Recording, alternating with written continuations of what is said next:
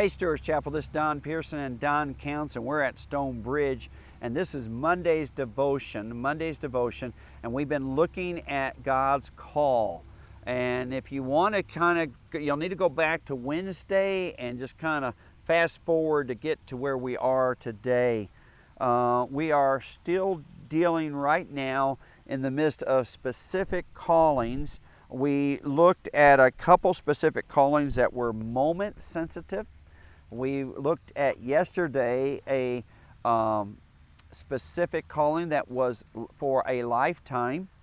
And today we're looking at, and when that was in the New Testament, that was John the Baptist. Today we're looking in the Old Testament also at a specific calling that is also a lifetime call. And we're looking at the calling of Samuel. So let's go to 1 Samuel chapter 1, verse 17 through 20. And then we'll jump over to chapter 3 to pick up, at least get us started as we look at the calling on Samuel's life.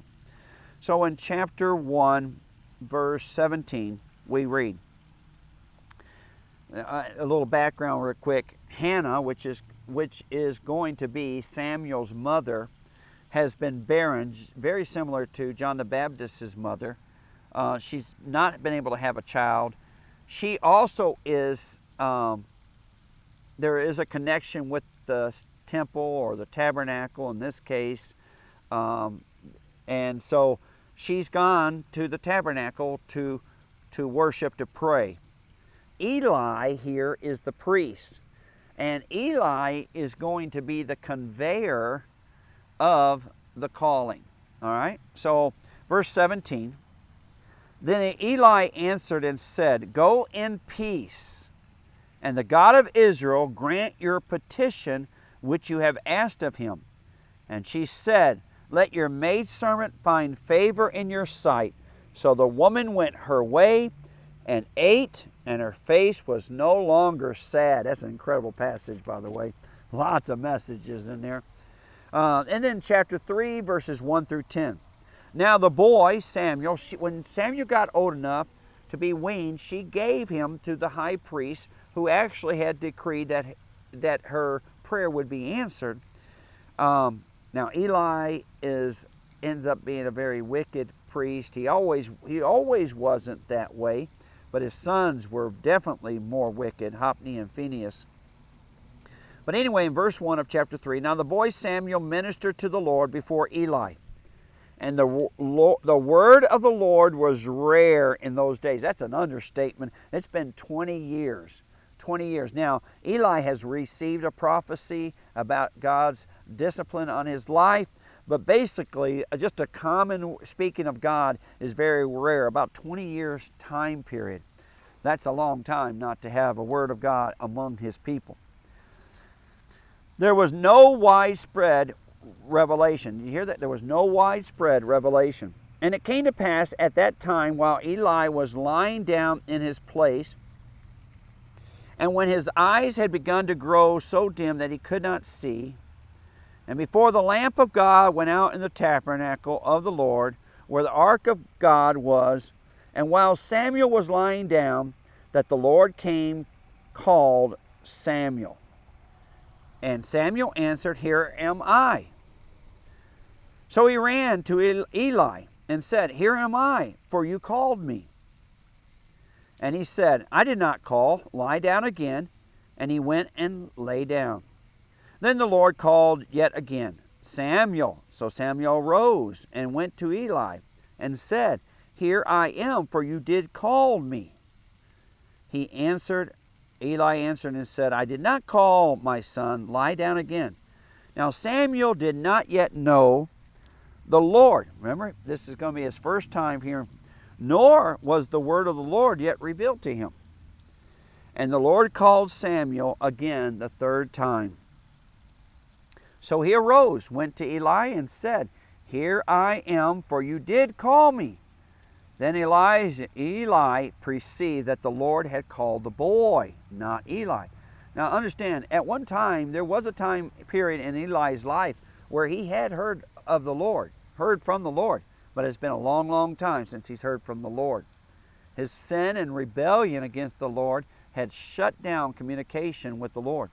Therefore Eli said to Samuel, "Go lie down, and it shall be, if he calls at you," that is the Lord, "that you must say, 'Speak, Lord, for your servant hears.'" So Samuel went and lay down in his place. Now the Lord came and stood and called as at other times, "Samuel, Samuel." And Samuel answered, "Speak, for your servant hears." And the Lord gave him a message and a calling and a place. Samuel's calling or choosing, actually, in my opinion, started very much like John the Baptist.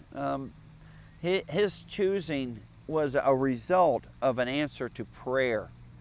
I'm sure that the people who had been suffering under the hands of the priests Eli, Hophni, and Phinehas had been praying for the Lord to deliver them. And God was delivering them. God delivered them through a baby, just like He had done us through Jesus, just like He did them through Moses and other cases. But this calling, this lifetime calling, comes as a result of prayer. That's twice now that we've seen that a calling came in connection to prayer. Second, we notice that this calling, this word from God, not this time, but in the first, was actually delivered by a rebellious priest who speaks to Samuel's mother. God doesn't always choose the instruments we think. Third, the Lord is very, very patient with Samuel. Samuel's never heard the voice of the Lord. There's not anyone to really teach him. So the Lord actually speaks to him 4 times. It's the third time that Eli tells Samuel to go back and listen. I've noticed that that's not unusual. I've noticed that when God is first calling an adult or a new believer, that they don't always understand what He's saying. They don't even always recognize that it's the Lord. It often takes them time. Now, actually, Samuel recognizing who God was and the calling actually happened faster than most of the examples I know of. Sometimes it's several years before someone really figures out that God is calling them. Now remember, this is a specific call that we're dealing with. It's not a general call. The fourth thing, the message was clear. Now you have to read the rest of Samuel, and as you go on, God's going to speak to Samuel over and over again and further His purposes. But every time God speaks to Samuel, the message is very, very clear. When God speaks to us, He doesn't want us to try and figure out what He's called us to do. That is not our job. Until God makes it clear, we wait. We wait. Fifth thing,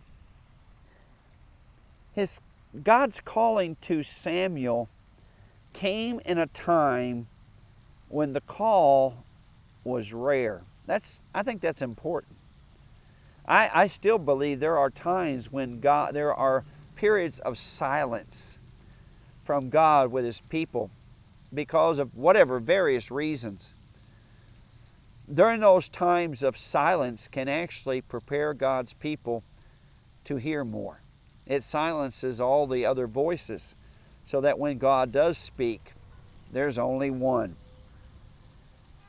And the last thing I would say about Samuel's call, his call wasn't a popular message.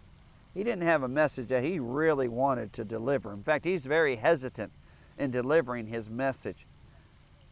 There are times when Samuel's message is not the most popular, but Samuel is always faithful to his call.